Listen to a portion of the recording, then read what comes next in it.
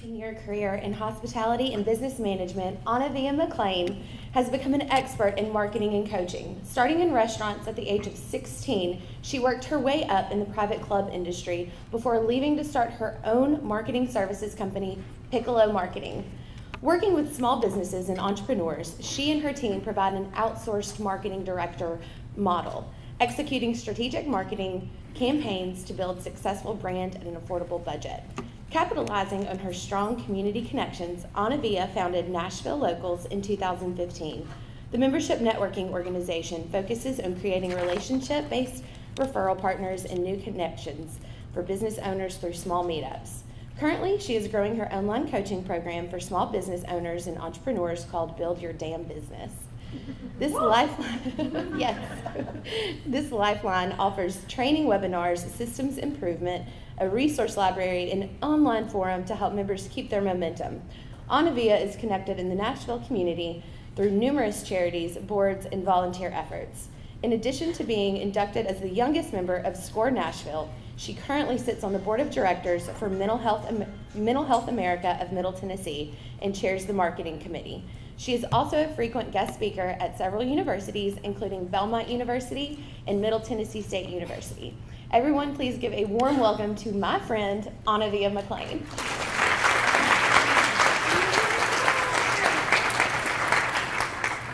Good morning, everyone. Good morning. That was a pretty good morning. Yeah, they had enough coffee, I think. Oh gosh, that scared me. I'm like, wait, where's my presentation? You're good. So I don't know about you, at the start of the new year, I always get this sort of boost of motivation to get extra organized and, really get my life under control. Do you guys have that too? You've got that New Year's resolution. Maybe you have one of the top New Year's resolutions, which is to get more time in your day. Does anybody need a little bit more time? A few more hours would be a little helpful? Yeah. Well, the lovely ladies of Cable have asked me here today to share with you some of my hacks for finding that time.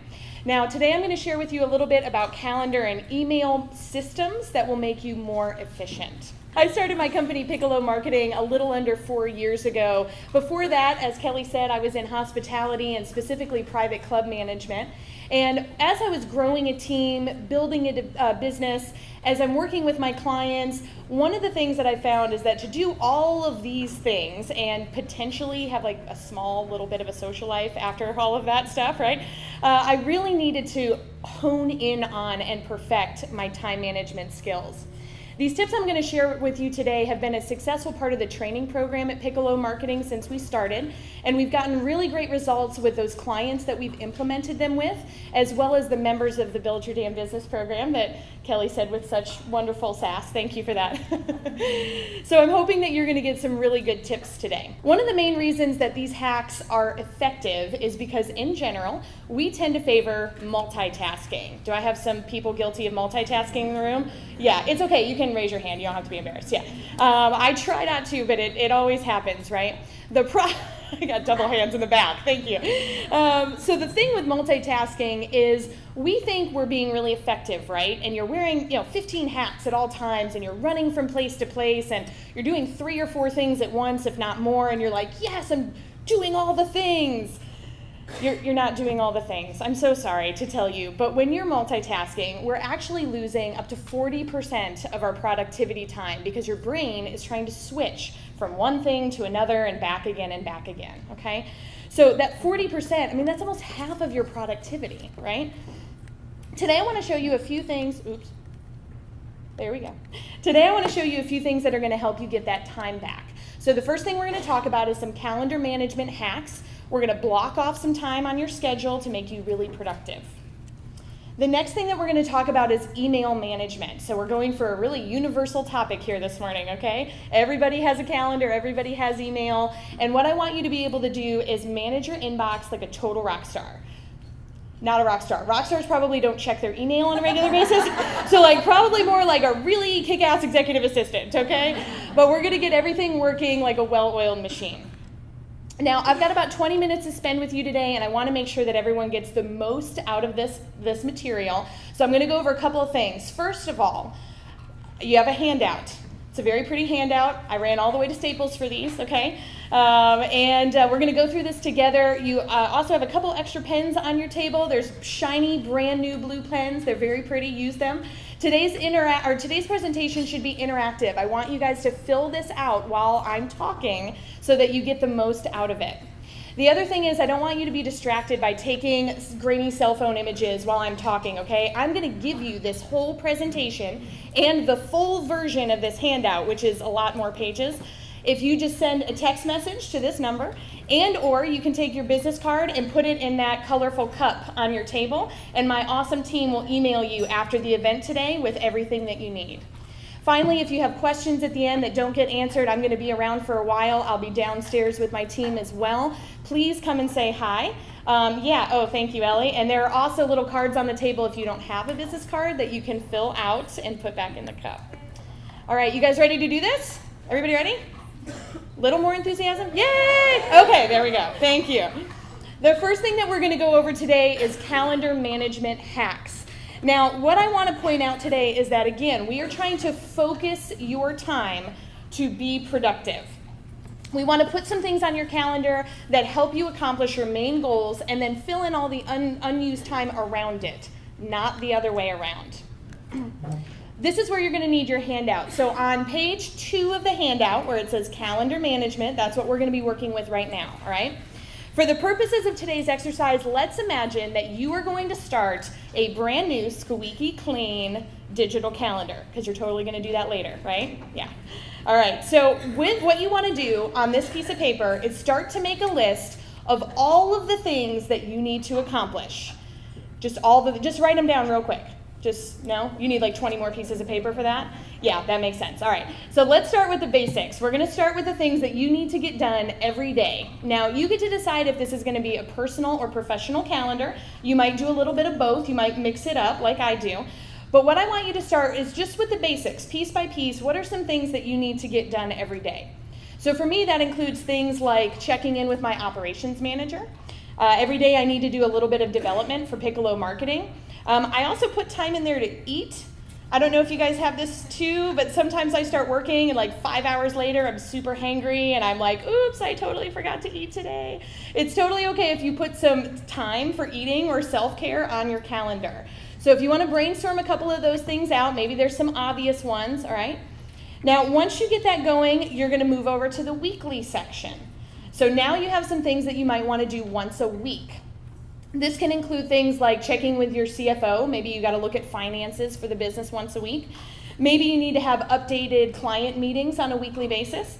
Maybe you need to do laundry or cleaning the house. I know you guys are super excited to put that one on your calendar, right? Yay! What you want to do is repeat this process for each of the different calendar lengths or frequencies. So the goal here is to get everything that you need to do daily, weekly, monthly, annually, and so on onto one piece of paper or many pieces of paper so that they are all in one place. All right, here comes the fun part. It's fun if you're kind of a nerd like me. Do you guys like color coordination and organizing things? Yeah, I see, like, it's okay. You can raise your hand. There's like some embarrassed, like, yeah, I'm all about the color Post-it note and the highlighters. So when you get back to the office later, what I'm going to challenge you to do is start a brand new calendar, like I said. And once you have this list of accomplishments done, what you're going to start to do is turn this list into recurring calendar appointments. So you know you have to get these things done first and foremost. These are your accomplishments. These are your resolutions, okay? And if they're on your calendar, you are more likely to accomplish them than if you wait till the end of the day and go, I'm so tired, I couldn't get that done, right? So in this exercise, you want to make sure that you just have a really concise list of things that you can turn into a calendar. This is an example of what my calendar looks like. I know it's a little hard to see. I blew it up so that it would be a little closer. My calendar is actually like a lot longer than that. But what you'll notice is I've got some daily things on there. So up at the top, you'll notice in the morning at 7 a.m., I've got, wake up. I have some mindfulness meditation time. I like to get my coffee, just kind of wake up slow. I also am really kind of sharp in the morning. That's the best time for me to create content, and that's important for my business, so I've built that in. And then you'll see I've got, eating breakfast and checking email and things like that. So this might be how your calendar looks when you add in some of those daily tasks. Underneath, you'll see where I've got some weekly things. You've got laundry, cleaning the house in there, so Sundays are super fun at my house. And then I've also got, meeting times and things that I've got to do on a weekly basis. As this continues, you'll see that you can add in quarterly and monthly tasks and things like that. One of the things I want to challenge you to do is to think about this calendar not as your main calendar, okay? So don't go back to the office and try to just use the calendar you already have and insert these things on.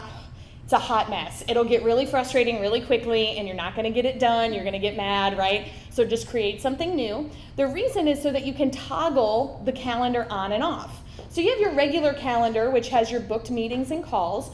And for me, I use color coordination to make that work. So I've got yellow and purple tasks that show that those are things that are actually booked on my real calendar, calls and meetings. And then the greenish aqua color there, that's the template. So if I get to a spot on my regular calendar that has unscheduled time, I can just turn on the template and see what I should be working on to reach those, those tasks or those goals that I have, right? So I'm going to challenge you to do the same thing. Now, if you're kind of freaking out at the thought of getting all this done, I know it seems like a lot. I promise it does not take that long if you go back to the office, shut your door, and tell everyone not to bother you. No promises that they're actually going to do that because it's never actually worked in my world, but good luck with that, all right? Now, as you're honing in on your calendar, one of the things that you want to try to do is be as specific as possible. So this is actually the second or third version of my calendar. I've had to kind of tweak it a little. And one of the things I'm going to suggest that you think about is being really specific with things like meeting, work, and personal times. So to give you an example, I used to say, I will meet with people between 10 and 2. And inevitably, someone would want to meet dead in the middle of that time, thus eliminating the ability for me to meet anybody else around it. If you have been in rush hour traffic, you know why I meet people outside from 10 to 2, because ain't no one got time for rush hour traffic. So what I did instead is now I have 3 actual meeting times available. So I can meet you at 10, 11:30, or 1. So I have 60 minutes to meet with someone and then 30 minutes in between where I could potentially commute to a new location if I needed to. So if you're really specific with your time like this, now when you offer to meet with people, you don't let them control your calendar, you're controlling your own time. So another hack that I want to be really open about is making sure that you, again with this owning your own calendar, right? You want to make sure that you're being proactive about where you're meeting as well. Okay, so making sure that you don't say, hey, where do you want to meet? Have you guys had that week-long email train back and forth? What time? Where do you want to meet? Well, I can meet here. Well, I can't meet there. If you throw out meeting times, you can also throw out a meeting place. So if you pick go-to meeting spots, like let's say a certain Panera Bread that you know is really convenient, it's got free parking most places at this point, that makes it a lot easier for the other person to just accept that and go, oh yeah, I can totally meet you there, and you'll save a ton of time. Okay. Now, parking cost, my little button didn't work. Now, the thing that I want to share at the very end of this, the calendar hacks, is some free technology and tools that'll help you make this happen. So I'm all about free technology. If you switch to the back side of your handout, you'll see that I've listed out all of the free tools I'm going to suggest today. And just a reminder that if you text me or give me your information, we'll email this to you at the end as well, okay? So the first one here is called assistant.to. Assistant.to. This is a free Google Chrome extension. It connects with your email address, your Google email address, and it allows you to put meeting times as buttons directly in an email. When somebody clicks on it, it automatically adds it to both of your calendars, so you don't have to go manually make calendar invites and send them a notification, which is really helpful. The second one is Asana. Now, this is a free project management tool that my company uses all day, every day, 1,000,000 times a day. This is what runs our company, our clients' companies, our lives. It is very, very helpful. It's a free project management tool.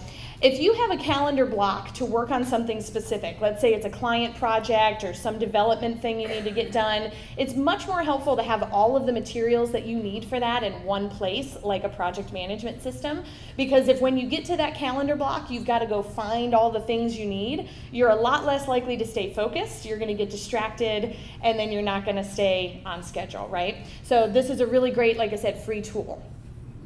The last one is Setmore. Setmore is another calendar booking app, and the cool thing about this is that in addition to being free, it allows you to share a meeting link with somebody. When they click it and select a time that works for them, it not only adds it to both of your calendars and sends you an email, but a couple days before the meeting, it will send you both another email reminder. So this has helped me with missed appointments, rescheduling a ton, because if something changes between now and 2 weeks from now when they booked it, that nice email reminder kind of keeps us on point, okay?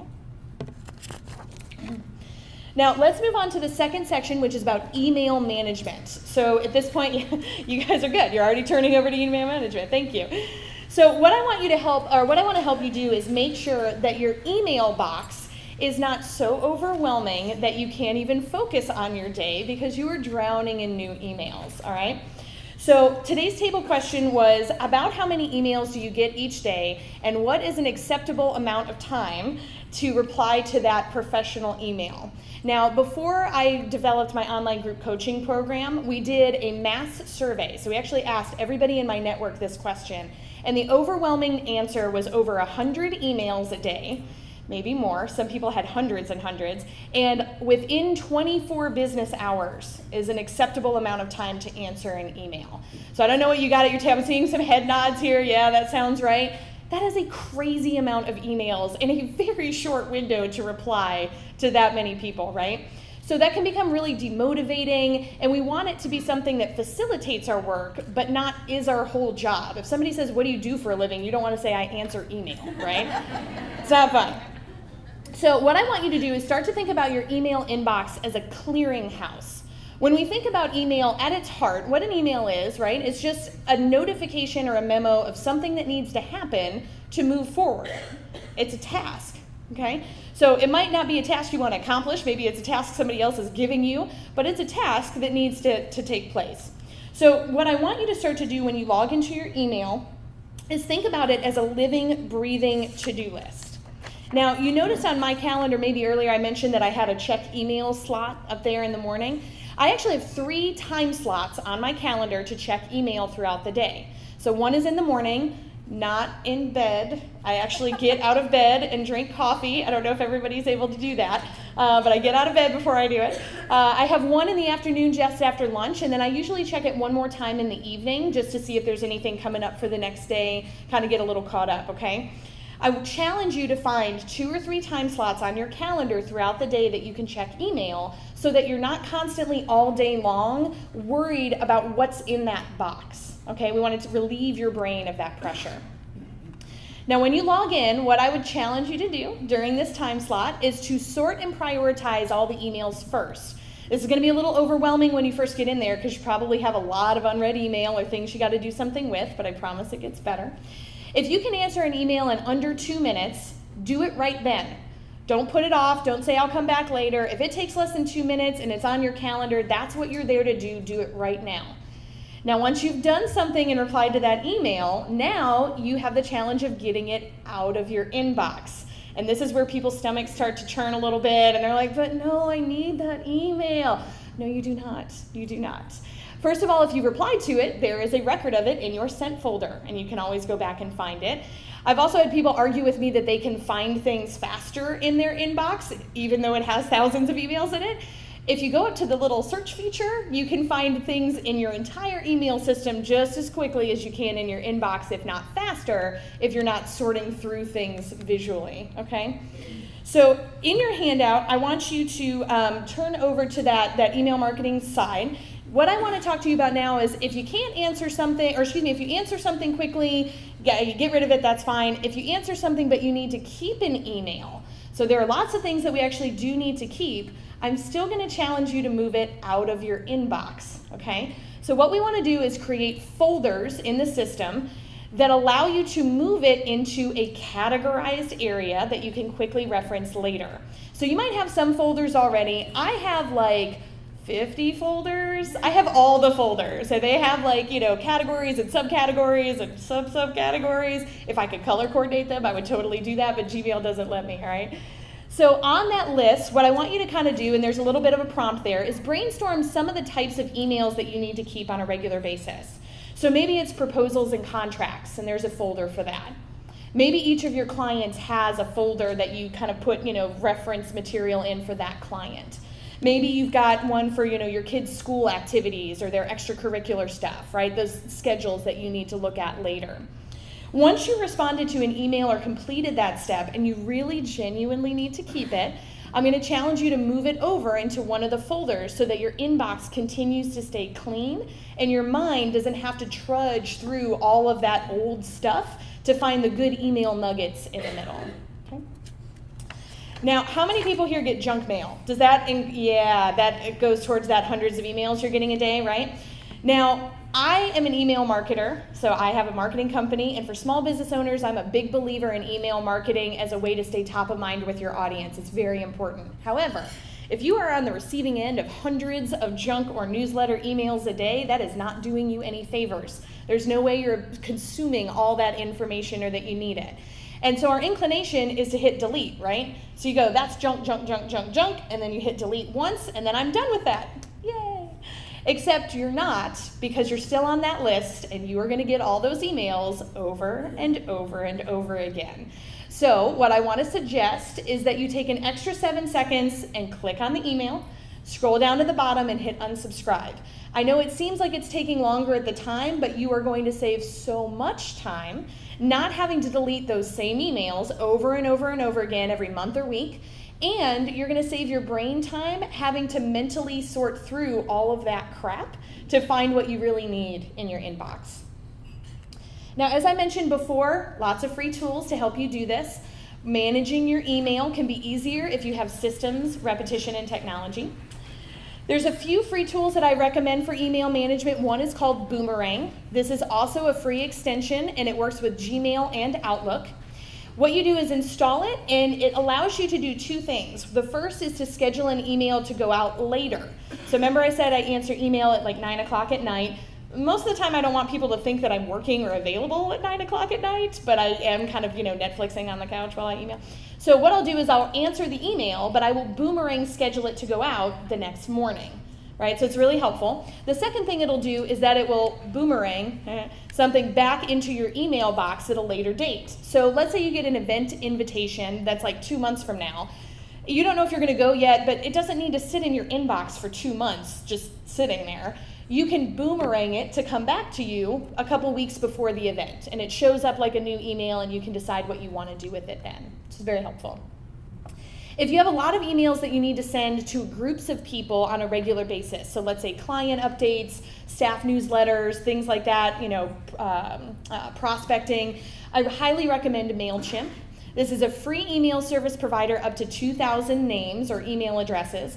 It has awesome automation and templates, so it's super easy to use. And again, free. Did I mention the free part? Yeah. So this is very helpful. It's what our whole team uses for all of our client email marketing as well. And then finally, HubSpot is a free CRM that connects with your email. So they have a free sales version, and you can upgrade if you want, but there is a free one. When you go in and integrate it with your email, it does two really awesome things. The first is that when you connect with somebody via email, it automatically adds that person's information into your CRM, so you don't have to manually type all that in. The second thing is when you're emailing back and forth, it will track those emails for you and automatically put it on that contact profile. So you can tell if they've opened your email and how many times and when they opened it. And if you just forget where you were with somebody in a conversation, you can go back and reference that. And it's all integrated. So again, very awesome free tool here. Now, I know you might be thinking that sounds like a lot of work, right? That's a lot of stuff to do and a lot of changes to your system, I understand. Most people ask me kind of, do you really get any results with this? Like, all of this sounds really nice and like Pinteresty, I get it. And, I'm sure you can color coordinate your whole life, but what am I actually gonna get out of this? So I like to really show you some real results. I feel very confident in these systems because we've been using them for years, not only for our company, but also with our clients. So one of our clients we've worked with for 2 years, and we helped implement this calendar and email management system for their business development. In 2 years, we went from having less than about 1 coffee meeting per month. Now these are the business development or sales calls. This is about what we started with. And by the end of 2017, or it's about 2 years, we're able to book about 3 sales meetings per month. So that's an increase of over 300% of meetings, and also a better quality meeting because we're controlling the calendar, we're controlling the email, we've got better follow-up and management. Just to put my money where my mouth is, I feel very strongly about this. These are my numbers. So this is how I started my company. In 2014, I started my company, and in the first year, I had $92,000 in gross revenue, and I had 8 people on my team. And so they're part-time people, but 8 people. We've been using these systems ever since, and in a little over 3 years, we've gone to $325,000 in revenue with just 9 people on the team. So there's more work hours there, but I didn't have to go get 353% more people to make that work. These kind of management systems allow you to scale up. Okay. I'm going to take a few questions now. As a reminder, I'll be downstairs answering questions along with my awesome team. I want to thank everyone from Rutherford Cable for having me today. Good luck, everybody, in 2018, and go color coordinate. Yay. What? Oh, okay, yeah. So I do have time for a couple of questions if anybody has them right now. No? Wow. Is this because everybody's just still brainstorming out all of the things they need to do? Is that? Okay. Yeah, I think we're good. Thank you all. Oh, wait, there's one over here. Oh, yes, question. Yes. Do you recommend using Gmail, or do you recommend going straight to Outlook? Is it worth it to download it to Outlook? To download what to Outlook? All of the emails. Oh, so you need to make a move from Gmail over to Outlook is what you're asking? I think it depends on your preference of which system you like better. So I used to use Outlook, and I swore by Outlook, and I hated Gmail, and then I had to use Gmail, and now I swear by Gmail, and I hate Outlook. I think it completely depends on your preference. Both of them have very similar features and functionality, and it just kind of depends on what you prefer. And they do, like when I say they integrate, if you needed to make the switch, I like to be able to reference all of my past emails. So I would actually go back and take all my emails and try to import or put that data into the new system, but it would be up to you. Yeah. Any other questions? Yeah. When you say that, can you use this for multiple emails, or do you have to download all of these tools to each individual email? You're talking about the free tools. I think it depends on the tool itself. So some of them, like the assistant.to, that is specifically a Google Chrome extension for Gmail. But then other things like Boomerang has both a Google and an Outlook functionality, and I think that you just would have to download it and integrate it with both. Like if you're using 2 different systems, you'd have to integrate it with each of them. I've used HubSpot on Gmail before. I've used it on Outlook before. I've never used it at the same time because it's connected to a singular email account. So I think it's just kind of case-by-case basis per technology. Any other questions? Awesome. Thank you guys. Have a great day.